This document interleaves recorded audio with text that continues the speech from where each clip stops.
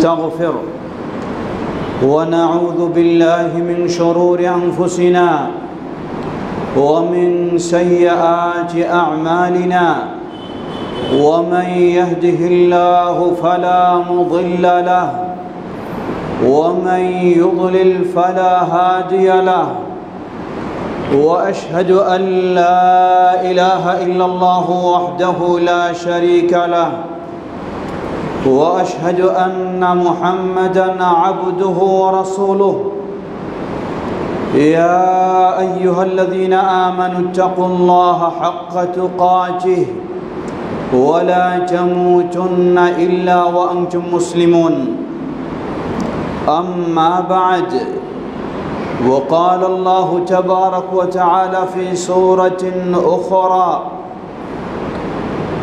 بعد أعوذ بالله من الشيطان الرجيم إنما المؤمنون الذين إذا ذكر الله وجلت قلوبهم وإذا تليت عليهم آياته زادتهم إيمانا وعلى ربهم يتوكلون الحمد لله শুরুতে আবারও প্রশংসা জ্ঞাপন করছি সেই আল্লাহ সুবহানাহু ওয়া তাআলার, যার পথে আমরা চলার সৌভাগ্য লাভ করেছি, যিনি আমাদেরকে তার পথে চলা সহজ করে দিয়েছেন, তার এই প্রশংসা জ্ঞাপনার্থে বলি আলহামদুলিল্লাহ। অতঃপর অসংখ্য সালাত ও সালাম পেশ করছি প্রিয় রাসূল মুহাম্মদ সাল্লাল্লাহু আলাইহি ওয়াসাল্লাম, তার আসহাবি কেরাম, আহলে বাইত, শেষ দিবস পর্যন্ত তার প্রতিটি একনিষ্ঠ অনুসারীদের উপর। সমবেত মুসল্লিবৃন্দ, মানুষ আল্লাহ সুবহানাহু ওয়া তাআলার সৃষ্টি, আল্লাহর নির্দেশেই মানুষ চলবে। আবার মানুষ যখন তার জীবনে যে কোনো সমস্যার সম্মুখীন হবে, সর্বক্ষেত্রে মানুষ আল্লাহ সুবহানাহু ওয়া তাআলার উপরেই ভরসা করবে। এটি একজন ঈমানদারের দায়িত্ব। আল্লাহ বলছেন ওয়া আলাল্লাহি ফাতাওয়াক্কালু ইন কুনতুম মুমিনিন, তোমরা যদি সত্যিকারী মুমিন হয়ে থাকো একমাত্র আল্লাহর উপরেই তোমরা তাওয়াক্কুল করো, আল্লাহর উপরেই তোমরা ভরসা করো।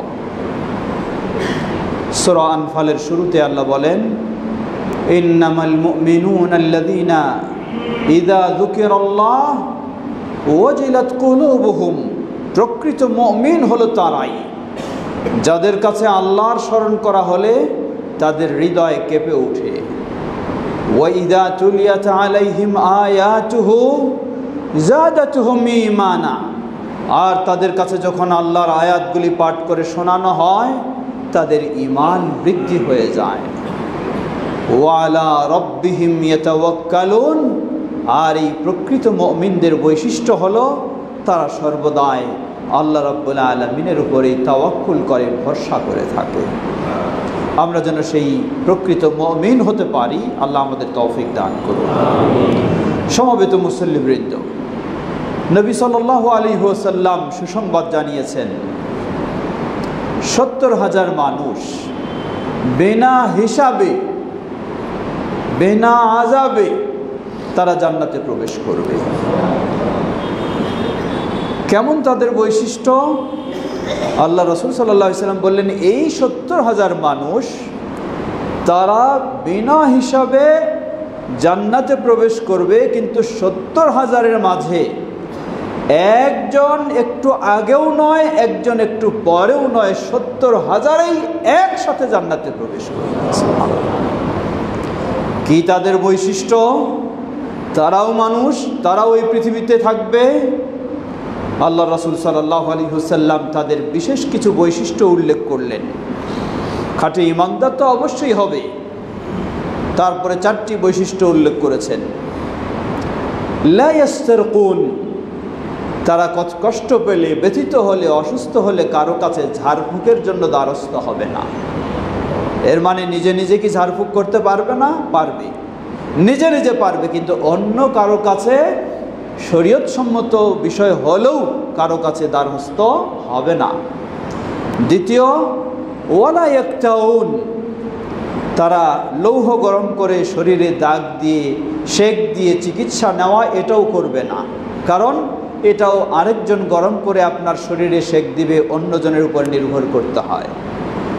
তৃতীয়, ওয়ালা ইয়াতাতায়্যারুন, তারা কখনো অশুভ লক্ষণ মনে করবে না, এটা হলে এই হতে পারে, এটা হলে এই হতে পারে, এই ধরনের কুলক্ষণে বিশ্বাস তাদের নেই। চতুর্থ, ওয়ালা রব্বিহিম ইয়াতাওয়াক্কালুন, তারা শতভাগ পরিপূর্ণভাবে আল্লাহ রাব্বুল আলামিনের উপরে তাওয়াক্কুল ভরসা করে। আল্লাহ আমাদেরকে সেই গুণ অর্জন করে বিনা হিসাবে জান্নাতে যাওয়ার তৌফিক দান করুন।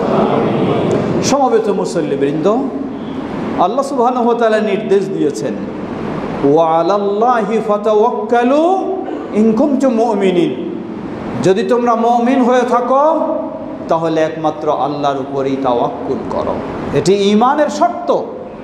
একমাত্র আল্লাহর উপরে যদি তাওয়াক্কুল না থাকে তাহলে ঈমানদার হওয়া যাবে না। তাওয়াক্কুল কি জিনিস একটু আমাদের বোঝা দরকার। তাওয়াক্কুলের এত গুরুত্ব রয়েছে, এই শব্দটি আরবি হলেও আমাদের কাছে বাংলা ভাষাতেও সুপরিচিত তাওয়াক্কুল শব্দ। বাংলায় আমরা ভরসা বলে থাকি, নির্ভর করা বলে থাকি, কিন্তু তাওয়াক্কুল শব্দটি আল্লাহর উপর তাওয়াক্কুল করলাম, এই শব্দটি আমাদের কাছে সুপরিচিত হয়েছে। শরীয়তের পরিভাষায় তাওয়াক্কুল বলা হয়। এর মাঝে গুরুত্বপূর্ণ দুটি জিনিস থাকতে হবে কমপক্ষে। আল ইতিমাদু আলাল্লাহি ইতিমাদান সাদিকা ফি জালবিল মাতলুবি ওয়া আও দাফইল মাকরুহি মা ইত্তিখাযিল আসবাবিল মা'যুন ফিহা। তাওয়াক্কুল শরীয়তের পরিভাষায় বলা হয়, প্রথম হলো আল্লাহ সুবহানাহু ওয়া তাআলার উপরে দৃঢ়ভাবে নির্ভর করা, ভরসা করা, আস্থা রাখা আল্লাহর উপরে। দ্বিতীয়, যে কোনো কল্যাণ কামনায় অথবা অকল্যাণ প্রতিরোধে আল্লাহর উপর পূর্ণ দৃঢ়ভাবে ভরসা রাখা, আস্থা রাখা। দ্বিতীয় দিক হলো মা ইত্তিখাযি আল আসবাব আল মা'যুনা ফিহা, শরীয়ত সম্মত উপায় আমাকে অবশ্যই অবলম্বন করতে হবে। শরীয়ত সম্মত উপায় মানে কি? উদাহরণস্বরূপ, রিজিকের মালিক আল্লাহ সুবহানাহু ওয়া তাআলা, আমরা আল্লাহর উপর তাওয়াক্কুল করব। এর অর্থ এই নয় আমি ঘরে শুয়ে থাকবো আর বলবো আল্লাহর উপর ভরসা করে আছি, আল্লাহ আমাকে রিজিক আনে দেবেন না, এটি তাওয়াক্কুল নয়। তাওয়াক্কুল আমি আল্লাহর উপর দৃঢ়ভাবে ভরসা করব, অতঃপর বৈধ পন্থায় আমি রুজি রোজগারের জন্য কাজে লাগব। এটা হলো শরীয়ত সম্মত তাওয়াক্কুল। আমি ঘর থেকে বের হয়ে যাচ্ছি, ঘর থেকে বের হলাম, বললাম যে আল্লাহর উপর তাওয়াক্কুল করে বের হয়ে গেলাম, আমার ঘরে চোর টোর ঢুকবে না, আর দরজা খুলে রেখে আমি চলে গেলাম, না, এটি শরীয়ত সম্মত তাওয়াক্কুল নয়। আমাকে ঘর থেকে বের হতে হবে, আল্লাহর নাম নিয়ে বের হব, সাধ্যপক্ষে দরজা বন্ধ করা, তালা দেওয়ার চেষ্টা করব, আর পূর্ণ আল্লাহর উপরে ভরসা রাখব, এটার নাম হলো তাওয়াক্কুল। আমি দরজা খুলে রেখে চলে গেলাম আর আল্লাহর উপর তাওয়াক্কুল করলাম, পরে চোর এসে ঢুকে গেল, পরে বলবো যে আমার কেমন তাওয়াক্কুল হলো আল্লাহর উপর, আসলে এই তাওয়াক্কুলের কোনো মূল্য নাই। এই ধরনের ইবলিসি চিন্তা। আপনাকে অবশ্যই শরীয়তসম্মত পন্থা অবলম্বন করতে হবে। উদাহরণ, নবী মুহাম্মদ সাল্লাল্লাহু আলাইহি ওয়াসাল্লামের চেয়ে কেউ বেশি আল্লাহর উপর তাওয়াক্কুল করেন। নবী সাল্লাল্লাহু আলাইহি ওয়াসাল্লাম মক্কা থেকে বের হলেন মদিনার উদ্দেশ্যে হিজরত করার জন্য। আল্লাহর নির্দেশে, মক্কার পরিবেশ থাকার মতো নেই, বের হলেন।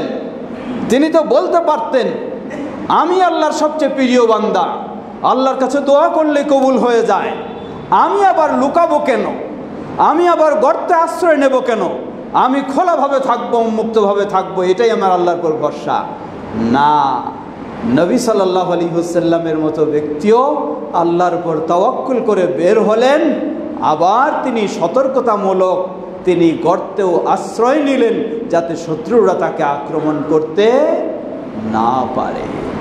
সুতরাং মনে রাখবেন, কিছু সুফিবাদী চরমপন্থী রয়েছে, তারা বলে যে এই কোনো উপায় অবলম্বন করতে হবে না, উপায় অবলম্বন করলে আল্লাহর পর আমার তাওয়াক্কুল হলো না। এটি তাদের ভ্রান্ত আকীদা, ভ্রান্ত বিশ্বাস।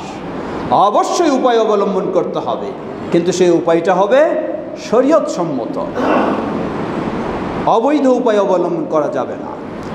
নবী সাল্লাল্লাহু আলাইহি ওয়াসাল্লাম বলতে পারতেন, আমি কেন গর্তে আশ্রয় নেব, আমার আল্লাহ আছে, আল্লাহর উপরে আমি ভরসা করেছি।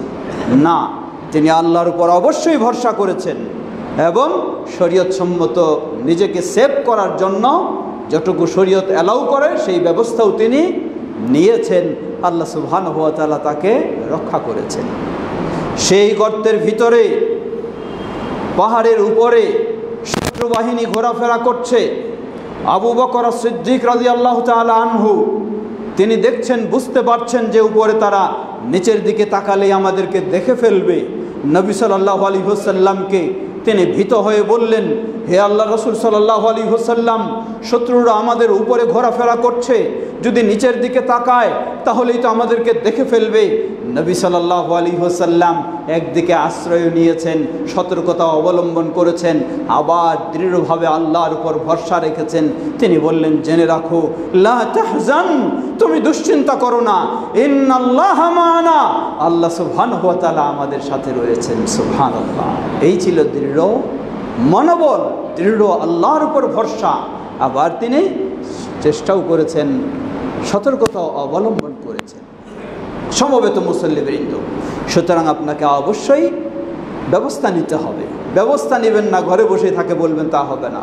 আরেকটি ছোট্ট উদাহরণ, সহিহুল বুখারীর একটি দীর্ঘ হাদিস নিয়ে এসেছেন ইমাম বুখারী রাহিমাহুল্লাহ। পূর্ববর্তী কওমের একটি ঘটনা। একজন ব্যক্তি তিনি আরেকজন ব্যক্তিকে কিছু ঋণ দিয়েছিলেন বা তার কাছ থেকে ঋণ নিয়েছিলেন, কর্জ নিয়েছিলেন, এবং কর্জ নেওয়ার সময় তাদের দিনকাল নির্ধারণ ছিল যে 3 মাস পর বা এতদিন পর আমি আপনার কর্জ পরিশোধ করব। যিনি নিলেন কর্জ, হাদিস সহিহুল বুখারী, এটি কোনো কাহিনী নয়, যিনি কর্জ নিলেন ভালো মানুষ, তিনি নির্দিষ্ট টাইমে কর্জ পরিশোধ করবেন, তার এই দৃঢ় ইচ্ছা রয়েছে।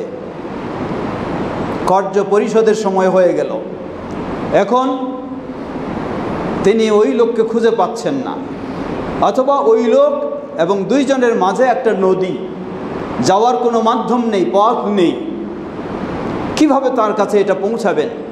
অথচ সময় হয়ে গেছে, তাকে পৌঁছানোর সময়, ফেরত দেওয়ার সময়। তিনি বসে থাকলেন না, তিনি চেষ্টা করলেন, চলে গেলেন নদীর কিনারায় তার টাকা পয়সা নিয়ে, কোনো পৌঁছানোর মাধ্যম আছে কিনা চেষ্টা করলেন। দেখলেন নদী পার হওয়ার কোনো পৌঁছানোর মাধ্যম নেই। কি করলেন বেচারা? হঠাৎ নদীতে একটা বড় গাছের খণ্ড ভেসে আসছে, তিনি সেটা তুললেন। তুলে তিনি ভাবলেন, কোনো যেহেতু পাঠানোর ব্যবস্থা নেই, নদী পার হওয়ারও উপায় নেই, তিনি সেই কাঠের খণ্ডটা খোদাই করলেন। খোদাই করে যেই পরিমাণ তার কর্জের অর্থ ছিল সেটি সেখানে রাখলেন, রেখে লিখে দিলেন সেখানে এক কাগজে যে এটি আমার, আমি কর্জ নিয়েছি, এখন আপনাকে যথাসময় আমি পৌঁছাতে পারছি না, আল্লাহর উপর ভরসা রেখে আমি আপনার জন্য এটি পাঠানোর ব্যবস্থা করছি। এটি বন্ধ করে দিয়ে তিনি আবার নদীতে সেই কাঠের খণ্ডটাকে ছেড়ে দিলেন। আল্লাহু আকবার। ওই পার্শ্বে ওই ব্যক্তি তিনি আবার অপেক্ষা করে আছেন যে তার তো আমার কর্জ ফেরত দেওয়ার কথা, তিনি তো হয়তো আসতেছেন কোনো দিক থেকে। দেখলেন কোনো বাহন নেই, কোনো আসার পথ নেই। তিনি অপেক্ষা করতে করতে এর মধ্যে দেখছেন যে একটা কাঠের খণ্ড ভেসে আসছে। তিনি সেই কাঠের খণ্ডটাকে তুলে নিলেন, নিয়ে হয়তো বাড়ির কোনো কাজে খড়ি হিসেবে ব্যবহার করবেন, তাই সেটাকে নিয়ে গেলেন বাড়িতে। বাড়িতে নিয়ে খড়ির জন্য আরও ছোট করে যখন কাটার ব্যবস্থা নিলেন, কাঠের ভিতরে, খণ্ডের ভিতরে দেখছেন তার সেই টাকা পয়সা, তার সেই বন্ধু প্রিয় ব্যক্তি লিখে দিয়েছে যে তোমার কর্জের পয়সাগুলি আমি এখানে দিলাম, তোমার কাছে পৌঁছানোর ব্যবস্থা না পেয়ে তিনি সেটা পেয়ে গেলেন। সুবহানাল্লাহ। আল্লাহু আকবার। সত্যি মানুষের হৃদয়ে যদি সততা থাকে, টালবাহানার চিন্তা না থাকে, আর ভরসা করে সেই আল্লাহ সুবহানাহু ওয়া তাআলার উপরে সাধ্যমতো সে যদি চেষ্টা করে, তাহলে আল্লাহ রাব্বুল আলামিন বলেন ইন্নাল্লাহ ওয়া মান ইয়াতাওয়াক্কাল আলাল্লাহ ফাহুয়া হাসবুহ ইন্নাল্লাহা বালিগু আমরি।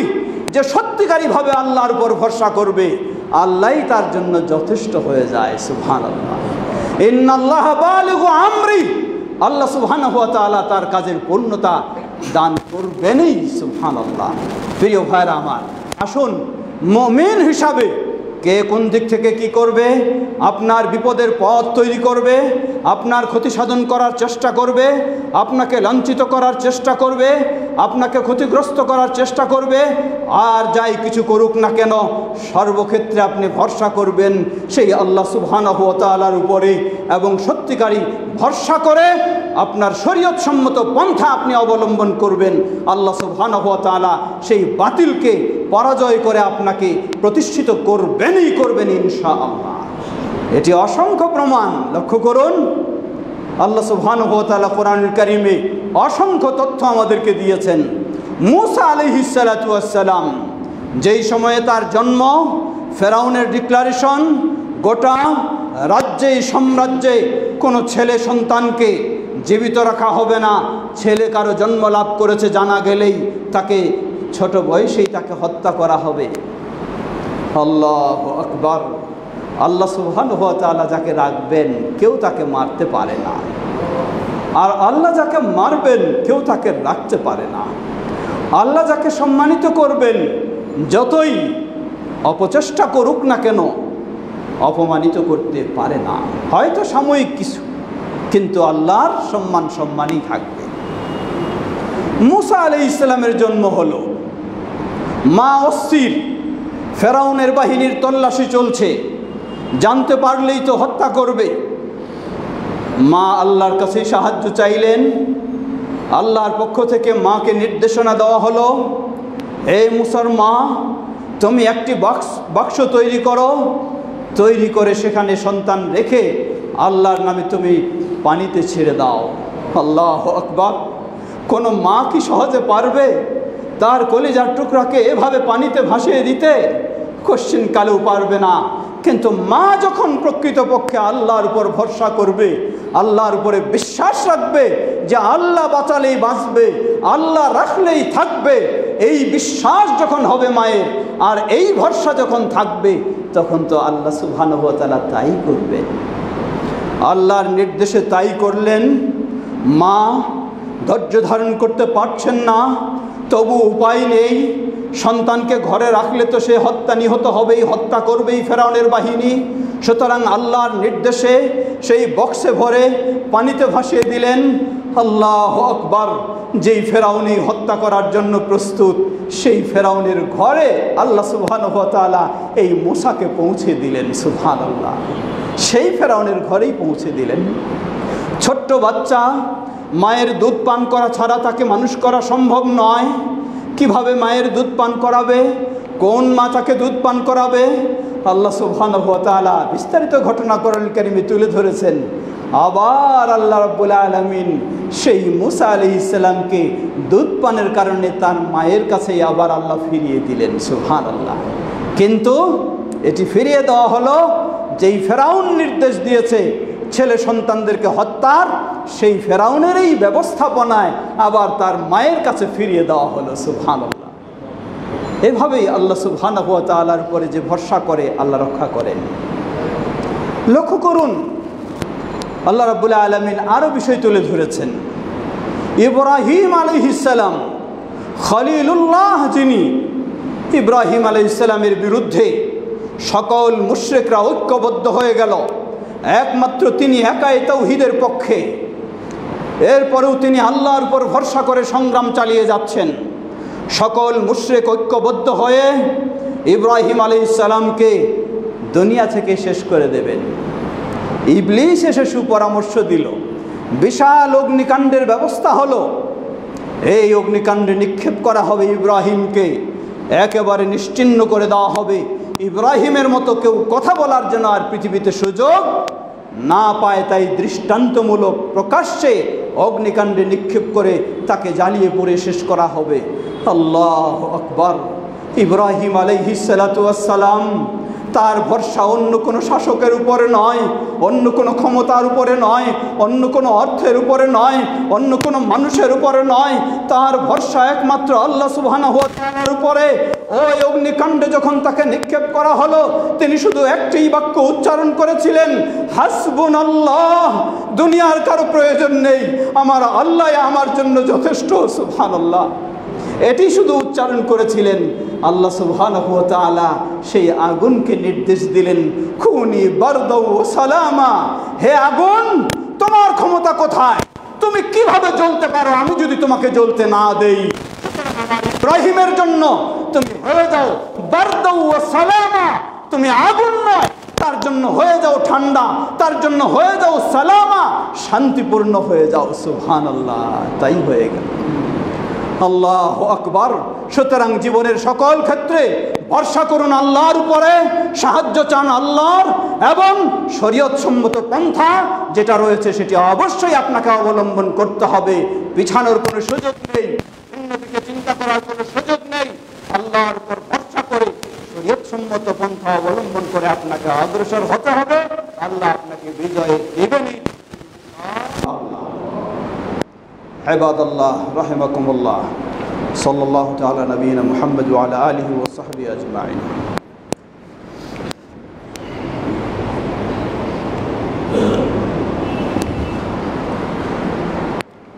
আলহামদুলিল্লাহ, আলহামদুলিল্লাহি রাব্বিল আলামিন, ওয়াসসালাতু ওয়াসসালামু আলা আবদিল্লাহি ওয়া রাসূলিহি নবিয়িনা মুহাম্মদ ওয়া আলা আলিহি ওয়া সাহবিহি আজমাইন। আম্মা বা'দ। সমবেত মুসল্লিবৃন্দ, আবারও ফিরে আসি। বুঝলাম আমরা তাওয়াক্কুলের কথা। তাওয়াক্কুল কাকে বলে তাও আমরা জানলাম।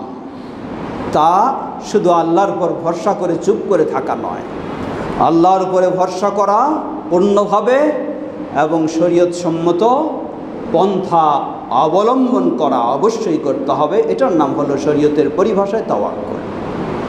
আমরা জানলাম মুমিন হলে অবশ্যই আল্লাহর উপর পূর্ণ তাওয়াক্কুল হতেই হবে। আর এই তাওয়াক্কুলের কারণে দুনিয়ার জীবনেও বিজয় এবং আখিরাতেও আমার জন্য জান্নাত হবে ইনশাআল্লাহ। আল্লাহ সুবহানাহু ওয়া তাআলা অনেকগুলি নির্দেশনা দিয়েছেন বিভিন্নভাবে। কেউ যদি আল্লাহকে তার অভিভাবক হিসেবে গ্রহণ করতে চায় তাহলে আল্লাহর উপরে পূর্ণ তাওয়াক্কুল করতে হবে। ওয়া ইয়াতাওয়াক্কাল আলাল্লাহ ফাহুয়া হাসবুহ। আর কেউ যদি আল্লাহকেই তার সব সফলতার ক্ষেত্রে যথেষ্ট মনে করে তাহলে তাকে পূর্ণভাবে আল্লাহর উপরেই তাওয়াক্কুল করতে হবে।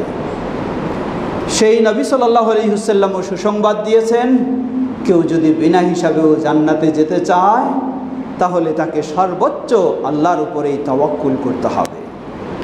আসুন আমরা যেন প্রকৃতভাবে শরীয়ত সম্মত যে তাওয়াক্কুল, সেই তাওয়াক্কুলে আমাদের জীবনে সর্বক্ষেত্রে অবলম্বন করতে পারি।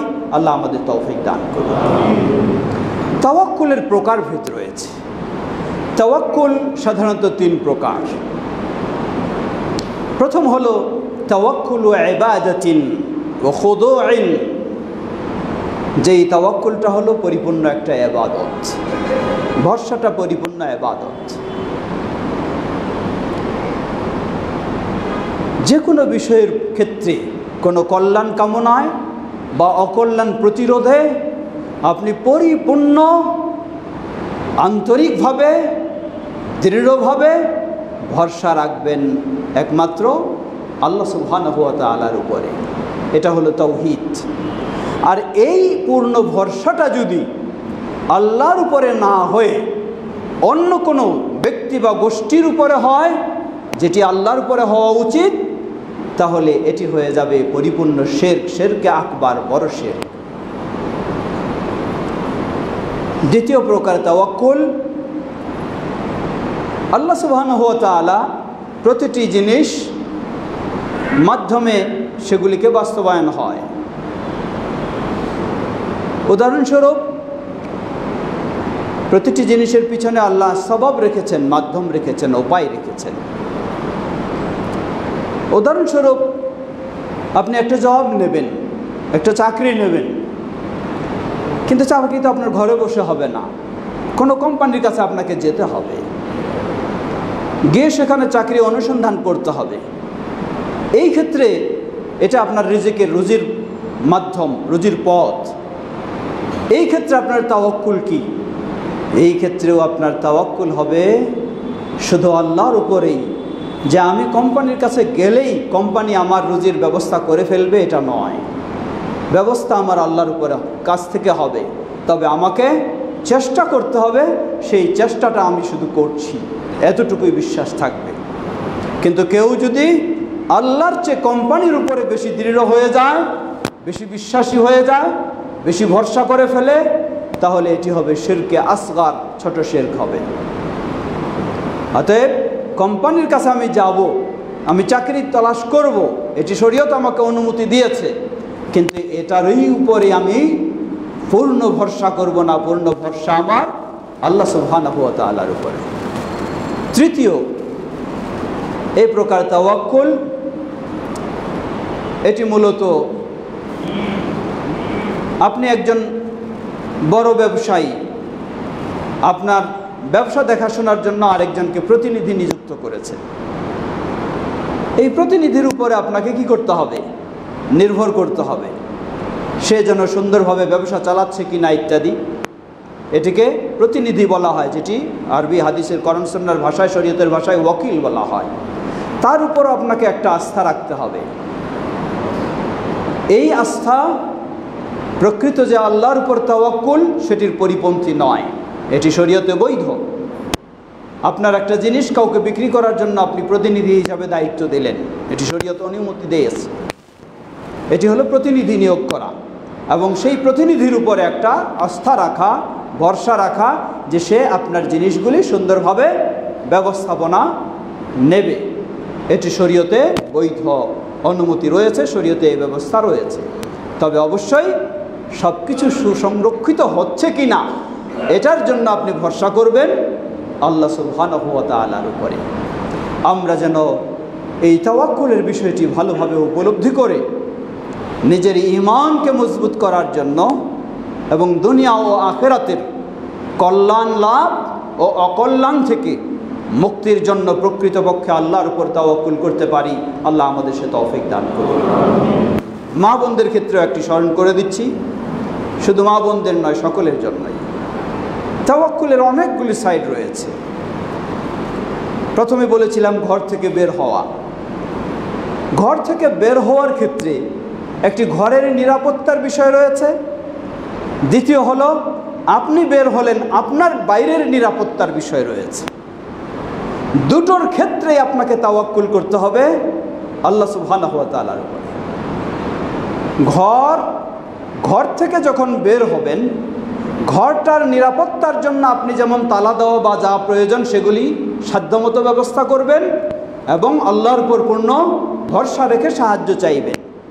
ঠিক তেমনইভাবে আপনি যখন বাইরে বের হলেন, সেই বাইরের নিরাপত্তার জন্য আপনাকে সতর্কতা অবলম্বন করতে হবে এবং আল্লাহ সুবহানাহু ওয়া তাআলার উপরে ভরসা করতে হবে। যার উদাহরণ দিয়েছি আমরা, নবী সাল্লাল্লাহু আলাইহি ওয়াসাল্লাম হিজরতের সময় সেই গর্তে তিনি আশ্রয় নিলেন। এখন আপনি ঘর থেকে বের হলেন, বললেন আমি আল্লাহর তাওয়াক্কুল করে বের হয়েছি, চলন্ত রাস্তার মাঝেতেই আপনি নেমে গেলেন, তাহলে তো আপনার জন্য দুর্ঘটনা ঘটবেই, স্বাভাবিক এটা। কারণ আপনি দুর্ঘটনায় নিজেকে নিক্ষেপ করলেন, কোনো সতর্কতা অবলম্বন করলেন না। ইসলাম আপনাকে বলে নাই যে আপনি শুধু তাওয়াক্কুল করবেন আর চলন্ত রাস্তার মধ্যে আপনি নিজে নেমে পড়বেন, বা চলন্ত ট্রেনের লাইনে আপনি গিয়ে বসে থাকবেন আর বলবেন আমি তাওয়াক্কুল করলাম। না, এটি কখনো হতে পারে না।